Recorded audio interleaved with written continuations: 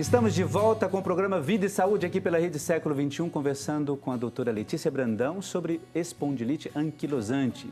Antes de a gente continuar o nosso bate-papo, quero lembrar a você que nós temos aqui o nosso Shopping Católico. No Shopping Católico temos produtos vários, temos, olha, camiseta, terços, imagens, tudo aquilo que a gente sabe que é importante para você e também justamente quando a gente quer viver plenamente a nossa devoção. Mas na dica de hoje, eu quero lembrar a você deste Diário Bíblico 2019. Pode ser aqui? Olha, esse Diário Bíblico, isso você está vendo no seu vídeo aí. Neste Diário Bíblico, você, além de colocar os seus compromissos, tem ali os evangelhos e reflexões também diárias de cada um dos evangelhos, sobre os quais, claro, a nossa liturgia sempre apresenta uma reflexão, um momento especial para o seu dia. Então, além de marcar o seu compromisso, lá vai ter uma reflexão e você, claro, vai poder entender muito mais a Palavra de Deus a partir do nosso Diário Bíblico, das mãos ensanguentadas de Jesus. Para você ter acesso justamente ao diário, não é, das mãos ensanguentadas de Jesus, Diário 2019, é só você acessar o site shoppingcatólico.com.br ou então você ligue para cá, 0 operadora 19 3871 9620. Só uma lembrança que para mim é muito especial. Todos os produtos ou os produtos que você adquire aqui, você já está ajudando a esta obra de evangelização, levando, por exemplo, um programa como esse a tantos lugares do nosso país, fora dele também pela internet. Então, quando você adquire algum produto nosso aqui, olha, você já ajuda também nesse projeto de evangelização, tá bom? Dica de hoje, o Diário Bíblico 2019 das mãos ensanguentadas de Jesus. Doutora, chegou para a gente uma pergunta pelo Facebook, inclusive nós estamos ao vivo também pelo Facebook, não é? facebook.com/Rede Século XXI. E essa pergunta, ela vem lá de Americana.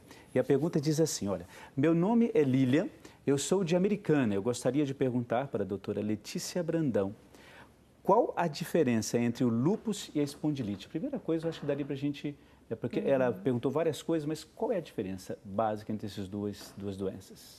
Padre, ambas as doenças, tanto a espondilite anquilosante quanto o lúpus eritematoso sistêmico, são doenças que têm desequilíbrios imunológicos, né? E são tratadas pelos reumatologistas. Mas a fisiopatologia das doenças e a manifestação é completamente diferente. São doenças que não devem ser confundidas.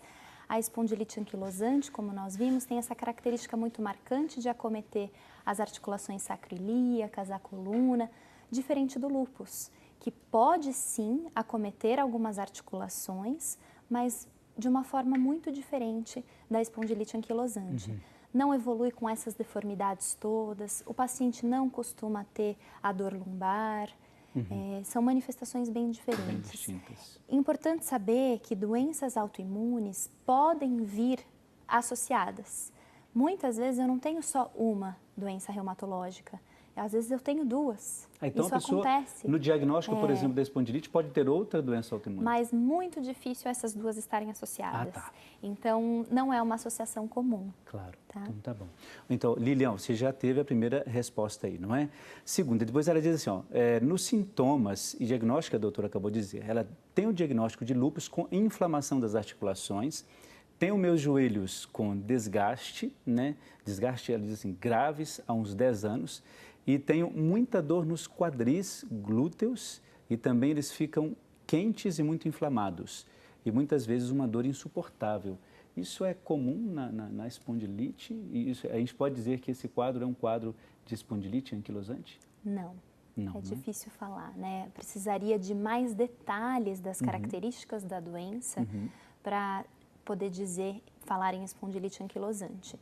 Claro, acontece de ter acometimento de outras articulações, como nós falamos. Sim. Mas sempre com essa característica de dor pela manhã.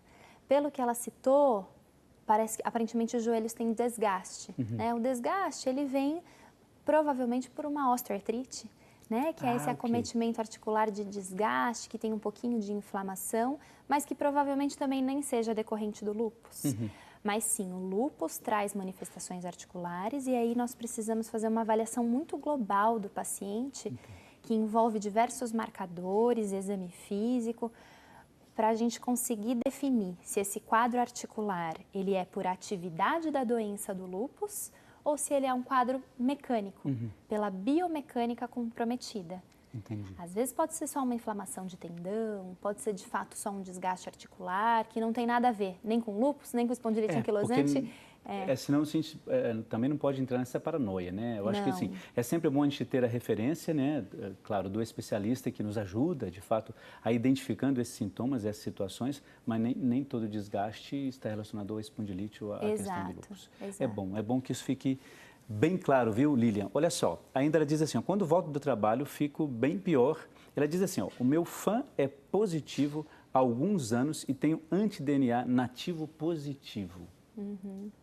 O que seria isso? Esse FAM que ela coloca? Porque nós pensávamos aqui em outro FAM, né? Outro tipo de FAM, mas é relacionado à questão da doença. E o que seria essa FAM questão? é um exame laboratorial de triagem, Tá. né? É o fator anticélula. Através do FAM, nós conseguimos... O FAM é um exame feito por análise microscópica e nós conseguimos fazer uma triagem para ver se existe anticorpo, antígeno e anticorpo, reações de um antígeno reagindo com um anticorpo, que é uma célula de defesa que o corpo faz, e essa reação ela gera um brilho. E o FAM nos dá um norte do tipo de anticorpo específico que eu tenho que investigar. Então, muitas vezes, através do FAM, eu consigo pensar e raciocinar em qual doença eu tenho que ir atrás. É um exame de triagem, isso. é bastante complexo, né? É um exame de triagem que me leva a raciocinar em termos de análises clínicas para definir quais anticorpos específicos eu vou solicitar. Entendi. Ela citou aí o anti-dsDNA, que é um marcador laboratorial muito específico para lúpus, né? Que Então, eu não veria, por tem. exemplo, na espondilite anquilosante. No meu caso, nunca fiz isso. E nem tem indicação, né? Porque exames não fazem diagnóstico. Nós precisamos sempre raciocinar diante do quadro clínico do paciente para só então solicitar os exames certos. Não tem por que sair pedindo exames de lúpus para quem tem sintomas de espondilite anquilosante. A gente vai ficar o tempo todo, o dia inteiro dentro de um laboratório, né? Depois ela pergunta assim, olha, a presença do HLA-B27 é obrigatório em todos os casos? Talvez ela se refere em relação ao fato de ter que se fazer esse exame para todos os casos. Não, a presença do HLA-B27 não é obrigatória para o diagnóstico de espondilite anquilosante. Na população brasileira, em torno de 60% dos pacientes com diagnóstico que têm o HLA-B27 presente. Né? E não é necessário, não é obrigatório a presença, mas ele é mais uma pista que ajuda a nortear o raciocínio e fechar o diagnóstico. Agora, por exemplo, eu fiz o exame, a pessoa constatou lá, HLA-B27. Necessariamente eu vou desenvolver a doença? Não, também não. Existe uma grande parcela da população que é portadora e que nunca vai manifestar a doença, né? Pode passar a vida inteira e não vai ter manifestação dos sintomas. Eu não sou esse caso, né? Eu sou no caso de que manifestou a doença.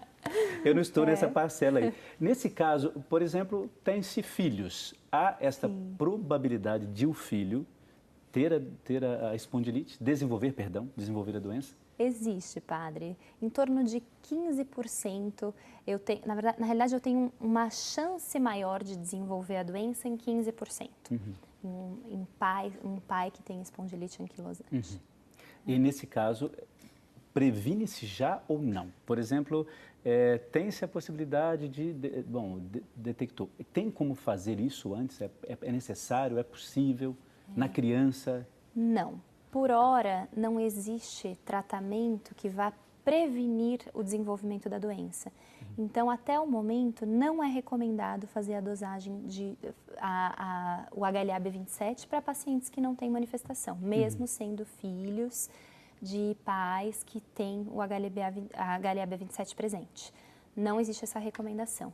Eu só vou partir para exames laboratoriais quando existe a suspeita diagnóstica por queixas clínicas do doente. Tá? Agora, uma coisa importante, porque quando nós saímos do bloco anterior, eu dizia que nós iríamos falar sobre essa questão. Nós não, né? A doutora Letícia iria falar sobre a questão das novas terapias, não é? Que existem e que tem, de fato, ajudado a tantas pessoas. Como são essas novas terapias, né? Que a gente fala de terapias biológicas. O termo correto é esse? Como que isso acontece? De fato, tem sido uma novidade, nesse caso, para aquelas pessoas que são portadoras ou têm já espondilite, não diria avançado, mas já fazendo o tratamento? Com certeza, padre. As terapias biológicas, elas vieram para inovar e para revolucionar o tratamento nas doenças autoimunes. Mas antes de iniciar uma terapia biológica, eu tenho que pensar em todo o resto.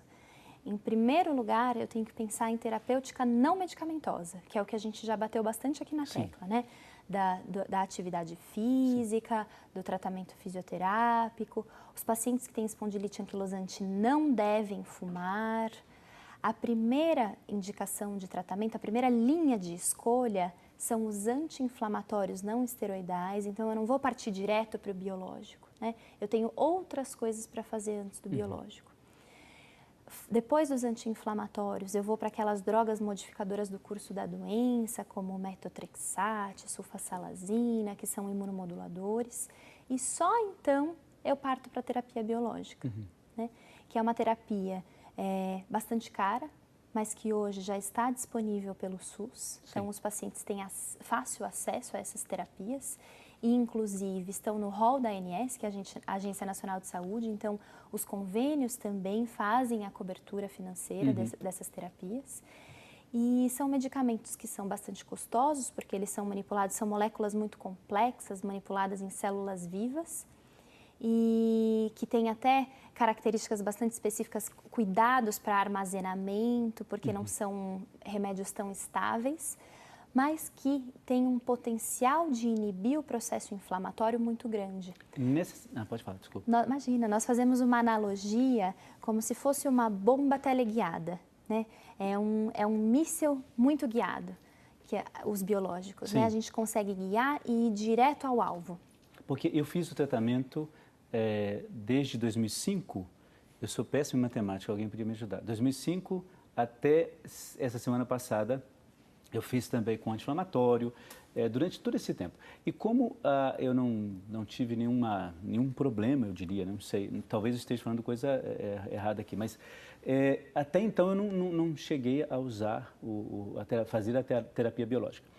Só que eu comecei semana passada, inclusive, e de fato, a gente faz tem os exames para serem feitos, não é? Eu acho que é importante a gente falar sobre esse processo e logo após, você tem que ficar lá esperando um pouco, com todos os exames, eles analisam, o médico acho que faz uma avaliação, eu não sei muito bem.